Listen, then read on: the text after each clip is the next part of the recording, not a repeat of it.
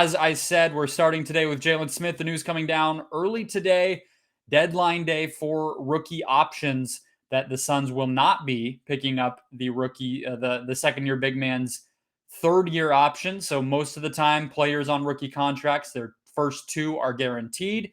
Year three must be picked up as a team option. Year four must be picked up as a team option. And year three didn't even make the cut here for Sticks, and all of that coming off of a game where he finally cracked the rotation. Of course, I'm sure the Suns knew at that time that he would not be long for this roster. Maybe I got a little bit too excited. I don't know, but that is the gist of it. So what happens now is the Suns do not have Jalen Smith's $4.7, I believe, million contract on the books for next season. They also now have $4.5 million this year on the books as an expiring salary, and then Smith himself becomes an unrestricted free agent. So, of course, having that sort of expiring salary could be useful. We already knew that Jalen Smith was likely to be the piece to move in any sort of trade situation that came up at all this year, since he has a little bit of a bigger salary and is, until today, you could have made the case was a prospect. I think having the team with this vote of no confidence on him makes him less appealing than he might have been otherwise. But maybe the secret was out. The league did not see him in positive light anyway. So it's hard to tell with that stuff. Of course, his tenure here has been marked with bad luck, frankly. I mean, it's not his fault that he got picked early. It's not his fault he ended up in a situation where there was no playing time and also no G League team. It's not his fault that he got COVID and that he happened to be drafted during a season where there was a pandemic, which meant no training camp really and no summer league. And that's where he ended up. I don't think he's done in the NBA. There were some, I was going back and forth with a few people on Twitter who said he's a bust. He's done. It's not going to happen. He's not an NBA player. He'll be gone in, the next couple of years. He'll never be in the NBA after that. I don't agree. I mean, I feel like we would have said the same thing about Marquise Chris, and he's turned himself into a player on a team that asks quite a bit out of their big men. So I think it's way too early to say that about Jalen Smith. If we can say anything about him, he plays hard and he plays with energy, and he is a pretty hard worker from everybody's words and impressions throughout his time in Phoenix. So that's the Jalen Smith side and sort of the semantics of the decision. The thing that I want to basically say my piece about here is there was this, it seemed to be that there was a sense of relief among Suns fans, or sort of understanding. And I just want to, because and I think Gerald Bourguet, who I obviously have a ton of respect for and mostly see eye to eye with about a lot of this stuff, wrote at PHNX a piece saying, the Suns are basically avoiding the sunk cost fallacy, the idea that because we've invested in something already, we need to continue to invest. I tend to agree. I mean, at the end of the day, this is probably a player who they've seen. I mean, it is a player they've seen more of Jalen Smith than anybody else. So yeah, what we might have seen in summer league and the bubble, the G League bubble last year, and maybe bits and pieces of game time here and there might be enough to say, maybe there's a player in there. And that's obviously the perspective that I'm coming at it from. But the Suns have seen him in practice and camp and all this for much, much longer. Monty pointed very quickly today to an example of a point in the game on Saturday in that win where, despite having the block on Rubio, a nice flashy defensive play, that Smith was still demonstrating that he doesn't quite understand the principles of this offense. So I get that. And I get the idea that investing more into this player, whether that's a roster spot, practice time, etc., may not be what is smart for you as a team. I don't think the money is the issue. I don't feel like, the Suns aren't going to have cap space next summer anyway, and paying him a little less than $5 million at the end of the day, it's just money. You're not getting any sort of flexibility by getting rid of him. So I don't know what the sunk cost would have, by getting rid of that sunk cost, what you're solving or what you're achieving or allowing for yourself. I don't think there's really anything there. So with that all said, and because we haven't seen him flash as a player, it seemed like there was sort of this idea among fans, at least online. I know that's not who speaks for everybody is people on Twitter, but it felt like there was a lot of reaction of like, a sigh of relief or like, yeah, move on. It is what it is, but it doesn't matter. And I guess I just want to, in some ways, harp on the same things I've been harping on it and just explain that this is an example of how these types of decisions come back to bite you.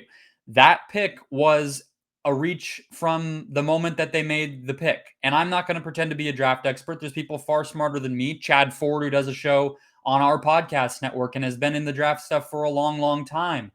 Sam Vecini, Jeremy Woo, these people who are experts at The Athletic and Sports Illustrated and ESPN, in the case of Chad Ford, all agreed this was way too high for this player. And so it was a puzzling and reach of a pick right away.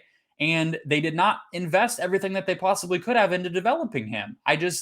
You can't make the case to me that that's true.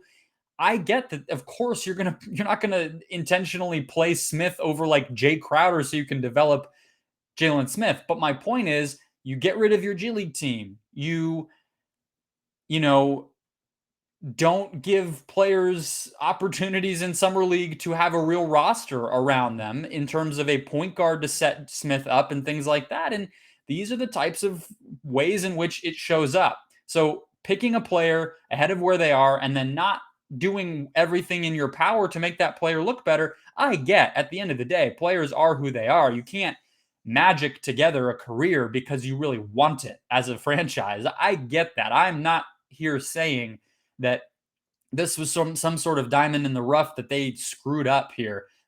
It was a reach. So this is a player that they had their work cut out for them with from day one. But you have to have a plan if you're going to do something like that. And it feels like they're giving up on that plan right away. So that's my point. And if you add into that the fact that by trading away the pick in this year's draft for Landry Shamet, they don't have their pick in all likelihood in this upcoming year. You are putting a lot of pressure on the young players already in this roster, already on this roster. You have Landry Shamet locked in. You have Mikal Bridges locked in, Cam Johnson, DeAndre Ayton, all these young guys continuing to get better. We all think they will. That is what we should expect of them, is that they'll continue to get better and they'll be the core of this team for a long, long time. But you look around the NBA and it's not just the great teams that have this sterling track record. We think of the Raptors and teams like that who somehow always have great players in the wings behind their stars, but it's also the Nets and the Lakers, these teams we don't think of that way. I mean, look, the Lakers were able to get rid of some of their depth this season because they have a Talen Horton-Tucker right behind those guys. And yeah, some of that is they're able to get these second rounders and things like that. Maybe the Nets are the same way. But you add the Heat to that. The Heat always have these role players because they have an eye for who's going to fit. They have an eye for talent, and they put the resources into developing those players. And I think that the Suns have established for a while now that infrastructure and that sort of behind the scenes developmental mindset, it takes a long time to develop it. So I'm not going to sit here and criticize with the incredible track record they have of developing these star level players, but that doesn't just last forever out of sheer luck. This is demonstrating that you have to continue to invest in these things. So the sigh of relief or sort of the nodding of approval that I saw from Suns fans, it doesn't make sense to me. I think you guys got to be a little bit more like, I get hard on them. I don't know if that's the right thing, but like you have to be expect a little bit more. And this is the type of move that you gotta at least get something out of. It's your last lottery pick for a very long time. We know the players that were drafted around Jalen Smith. So for all of that, with all of that said, I just think this was a mistake, and it's one that they are going to have to, make some smart moves on the margins to overcome to continue to get young, deep talent into this building and actually, have a roster going forward that's not just this star core, but actually something else. And you think past Chris Paul, and I mean, these are the moves you got to get something out of. And from now 2020, 2021, and 2022, you're looking at a draft at a track record in the draft where you might get 0 players out of that, except for Landry Shamet, who's expensive already. So you don't get the benefit of having a young player in that way.